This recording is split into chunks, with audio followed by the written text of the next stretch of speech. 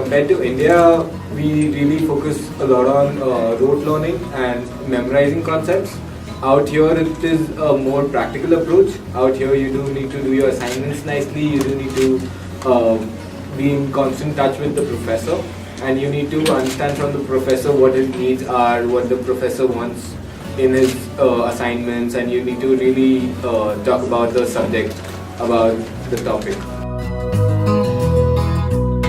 One challenge is basically snow. That's a big challenge. But of course, the major challenge that I faced when I first came here was adapting. Of course, coming from Saudi Arabia, I mean, it's a very different climate, it's a very different traditional basis. I studied the MBA program, like I only have night class because most of my classmates are from a workplace. So it's a little bit hard for me at the beginning, like I don't know how to talk with them.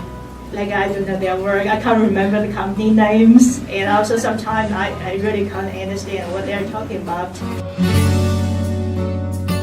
Just arrive in the classroom like 15 minutes ahead of time, and I mean for one semester you can get familiar with them.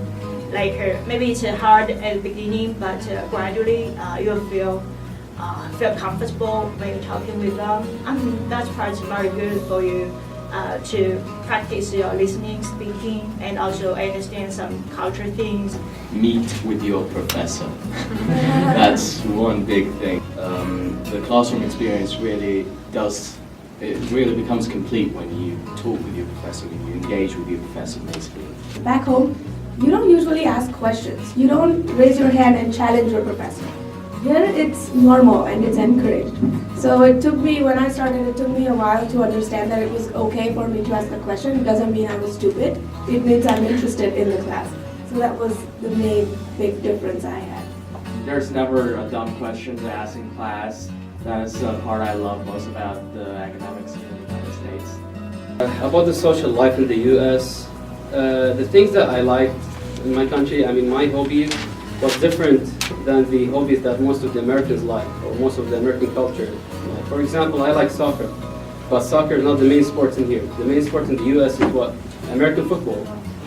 And I don't understand any single policy of this game, you know. But day after day I started watching the American football games, I started learning how they play it, I started liking the sport. So changing some of the habits that you used to do will actually let you gain more friends. So don't expect that you always gain the one that you're looking for. Sometimes you have to change also. You don't expect people to change for you. Penn State has a lot of events.